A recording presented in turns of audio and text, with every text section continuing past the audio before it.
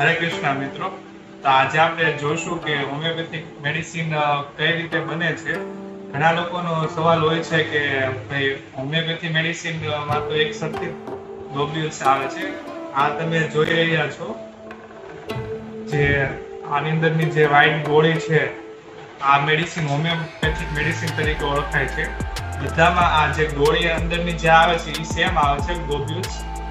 જ્યારે એની અંદર આ જે હોમિયોપેથિક દવા જે નખાય છે, આ ડ્રોપ્સ બધા બદલાતા હોય છે, આ ડાયલ્યુશન બધા બદલાતા હોય છે.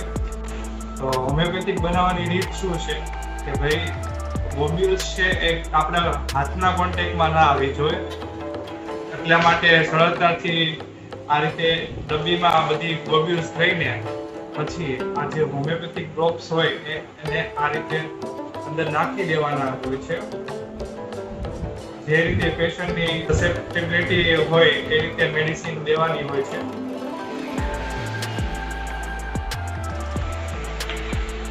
આ રીતે ડ્રોપ્સ આની અંદર એડ કર્યા પછી વ્યવસ્થિત ગ્લોબ્યુલ્સ મેડિસિનના ડ્રોપ્સ પૂરેપૂરા એબ્ઝોર્બ કરી લે એના માટે અલગ અલગ ડાયરેક્શનમાં આ રીતે આમાં મિક્સ કરીને બધી ગ્લોબ્યુલ્સ વ્યવસ્થિત રીતે ડ્રોપ્સનું એબ્ઝોર્પ્શન કરી લે પછી આ મેડિસિન લોકોને દેવામાં આવતી હોય છે. હવે આ તો તમે જોયું કે હોમિયોપેથિક મેડિસિન કઈ રીતે તૈયાર થાય છે. હવે એનો વિષય એ છે કે હોમિયોપેથિક મેડિસિન કામ કઈ રીતે કરે છે. હવે આપણી પાસે એલોપેથિક મેડિસિન હોય તો એનું કેવું સાયન્સ છે.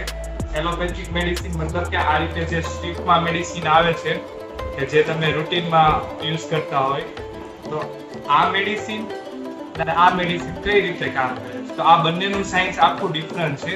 આનું સાયન્સ આપણા શરીરમાં જે રિસેપ્ટર આવેલા હોય છે, જે અલગ અલગ કેમ આંખ, નાક, ગળું એ રીતે અલગ અલગ અંગો છે, એ રીતના શરીરની અંદર પણ આ દવા કઈ જગ્યાએ જાય ને ક્યાંથી આગળ વધે છે એના ઉપર આનું આખું સાયન્સ ડેવલપ થયેલું છે.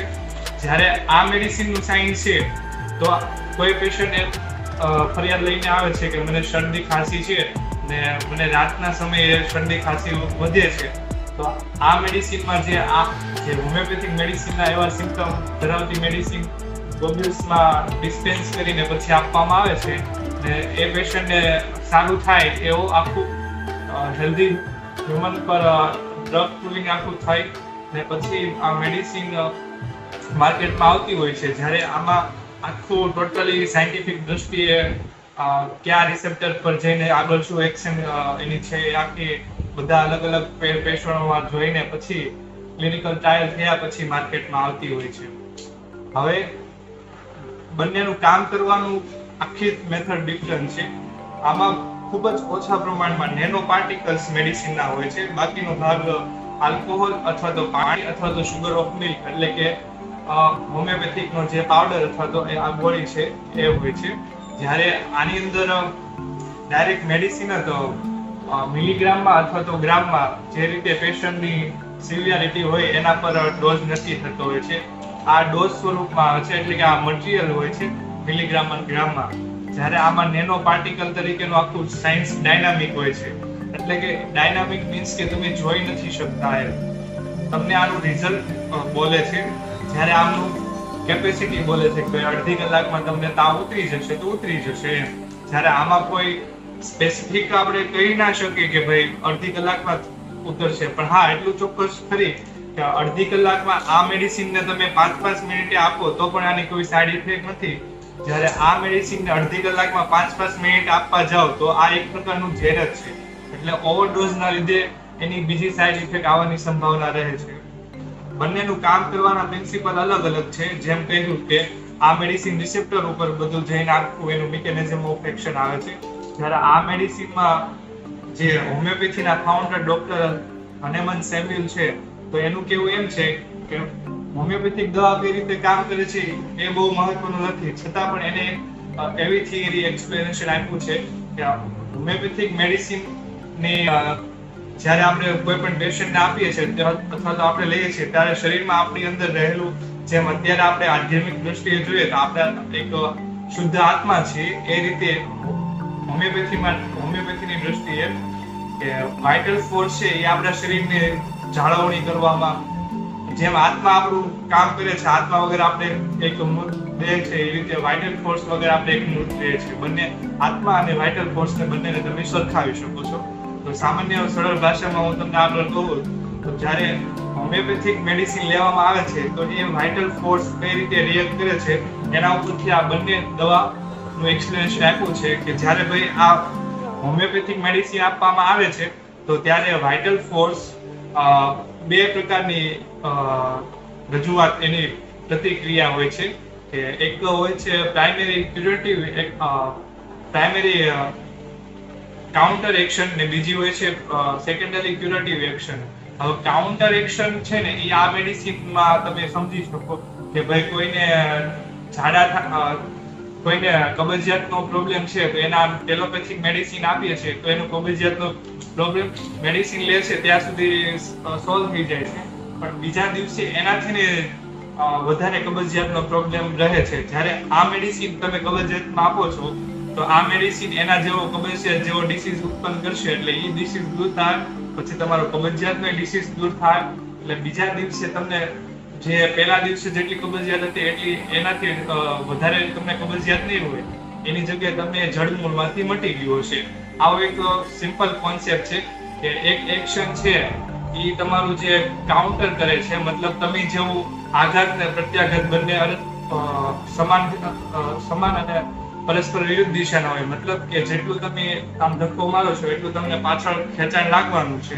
એક સામાન્ય નિયમ છે ફિઝિક્સનો. એ રીતે આ મેડિસિન એ રીતે કામ કરે છે, જ્યારે આ મેડિસિન એનાથી વિરુદ્ધ કરે છે. મતલબ કે તમે આનો ડોઝ હોમિયોપેથિક ફિઝિશિયનના હાથમાં હોય છે કે ભાઈ આટલી મેડિસિન આ ટાઈમે આપવી એટલે તમને આ રીતનું રિઝલ્ટ મળશે. જેમ જેમ આનો ડોઝ ઘટાડતા જાવ છો એમ વાઇટલ ફોર્સ પોતાની એનર્જી વધારે છે, અને જે આપણું જે નેચરલ ડિઝીઝ છે, જે મૂળ કબજિયાતનો ડિસીઝ છે, એને પણ દૂર કરે છે. તો આ હતું કે હોમિયોપેથિક મેડિસિન કઈ રીતે કામ કરે છે. હવે રહી વાત કે હોમિયોપેથિક મેડિસિન શું કામ લેવી જોઈએ, તો હોમિયોપેથિક મેડિસિનના ઘણા ફાયદા છે. જેમ કે નેનો પાર્ટિકલ છે, એની સાઇડ ઇફેક્ટ ક્યારે આવવાની નથી, અને જો આવે તો એ હોમિયોપેથિક એગ્રાવેશન જ હોય મોટા ભાગે, કે જેમાં જે સિમ્પટમ, જે લક્ષણો હોય એમાં વધારો થતો હોય છે. જ્યારે બીજો ફાયદો એ કહી શકાય કે એકદમ તમે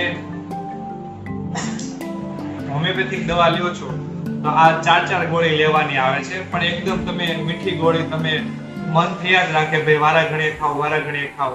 ને આ મેડિસિન લેવાની એક અનોખી જ રીત છે કે ભાઈ આની અંદર 4 ગોળી નાખીને પછી આમ જીભમાં મૂકવાની. આ દવાને ક્યારે હાથમાં નથી લેવાની હોતી, તો એના પર હું હમણાં થોડી વાર પછી કહું છું, પણ અત્યારે સમજી લ્યો કે આ મેડિસિન જ્યારે બહુ ઓછા પ્રમાણમાં લેવામાં આવે, જ્યારે એલોપેથિક મેડિસિન લેવા જાઓ તો તમને એક સાથે 4-5 મેડિસિન પીવાની આપે, બહારથી ઉપરથી માલિશ કરવાનું કે લોશન કે ક્રીમ આપશે, હેરનો પ્રોબ્લેમ હોય તો હેરના શેમ્પુ એવું આપશે, બોડી લોશન આપશે. જ્યારે હોમિયોપેથિકમાં એક્સટર્નલ એપ્લિકેશન તરીકેની બહુ ઓછી મેડિસિન છે. સેમ્યુઅલ હનેમન તો એના સમયમાં એવું જ કહેતા કે એક્સટર્નલ એપ્લિકેશનનો કોઈ રોલ નથી, પણ અત્યારનું સિનારીઓ આખો ચેન્જ થયો હતી.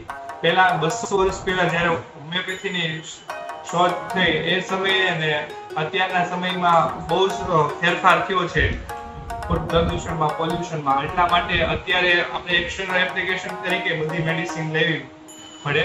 હોમિયોપેથિકમાં એક કોન્સેપ્ટ છે કે મોનો ફાર્મસી, આમાં પોલો ફાર્મસી, મતલબ કે આમાં એક કરતા વધારે મેડિસિન આપે, જે સિમ્પટમ હોય એ પ્રમાણે તમને મેડિસિન આપે. જ્યારે આમાં સિંગલ મેડિસિન તમને સારું કરવા માટે જવાબદાર છે. એવા ઘણા ડોક્ટરો તમે જોયા હશે કે જે સાવ એકદમ તમને 1 થી 2 જાતની ડબ્બી આપે ને તમને તમારો જે મૂળ રોગ હોય એ સારો કરી દેતા હોય, એ પણ કાયમ માટે એમ. અથવા તો તમને જે વારા ઘડીએ મહિનામાં તમે 2-3 વખત બીમાર પડતા હોય, 3 મહિને 6 મહિને, કે તમારો સમયગાળો વધી જતો હોય છે, એનું એક કારણ છે કે હોમિયોપેથિક મેડિસિન બહુ સારી રીતે અસરકારક રીતે કામ કરે છે. આનાથી હોમિયોપેથિક મેડિસિન લેવાની રીત કઈ છે, તો સામાન્ય રીતે ઢાંકણાની અંદર જે પ્રમાણે ડૉક્ટર તમને ફિઝિશિયન સજેસ્ટ કરે, મોસ્ટ ઓફ બધા ડૉક્ટર 4 ગોળી લેવાનું કહે છે, પણ કોઈને વધારે સમયસર સારું રિઝલ્ટ જોતું હોય અથવા તો કોઈ પેશન્ટને એટલી બધી સિવિયરિટી નથી તો એને ક્યારેક 3 ગોળી ક્યારેક 2 ગોળી એ રીતે પણ પેશન્ટની સસેપ્ટેબિલિટી ઉપર મેડિસિન આધાર રાખતી હોય છે.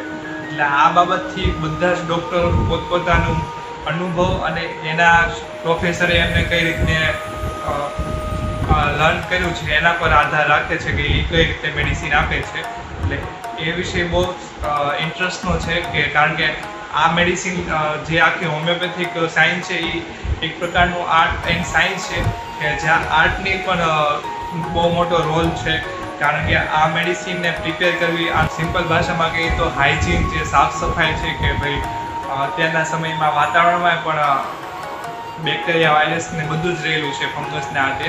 તો આ મેડિસિનને કોઈ પણ જાતનો બીજો કોઈ કોન્ટેક્ટ થવો ન જોઈએ કારણ કે નેનો પાર્ટિકલ છે કે મટીરિયલ ડોઝ નથી એટલે આમાં કોઈ પણ એની જે પ્યોરિટી હોય એમાં કોઈ પણ જાતનો વિક્ષેપ આવે તો એનું કામ સરખું ના કરી શકે. એટલા માટે આ મેડિસિનને હાથમાં લેવામાં નથી આવતી, ડાયરેક્ટ ઢાંકણમાં લઈને પછી જ પીવાની હોય છે. જીભની નીચે ચગળવાની હોય છે કારણ કે જીભની નીચે આપણી જીભની નીચે સૌથી વધારે પ્રમાણમાં રક્તવાહિનીઓ આવેલી હોય છે. એટલે જેવી જીભની નીચે રાખો એટલે તરત જ મેડિસિન એનું કામ કરતું શરૂ થઈ જાય. ઇવન તમને જેવી મોઢાને અંદર મેડિસિન આપે એટલે તરત જ અમુક મેડિસિન વર્ક ચાલુ કરી દેતી હોય છે. જે પેલું એક કહેવાય ને કે ભાઈ હોમિયોપેથિક મેડિસિન ધીમે ધીમે કામ કરે પણ એકચ્યુઅલીમાં એવું હોતું નથી. બધી મેડિસિન 5000 કરતાં પણ વધારે મેડિસિન આવેલી છે. બધી જ મેડિસિનમાં પોતપોતાનું કંઈક ને કંઈક એવું હોય છે કે જેના લીધે એ મેડિસિનનું વર્ક એનું જે કામ કરવાની ક્ષમતા છે એ બધાની અલગ અલગ હોય. એટલે બધી મેડિસિન અલગ અલગ રીતે કોઈ વહેલા સારું કરતી હોય તો કોઈ મોડું સારું કરતી હોય.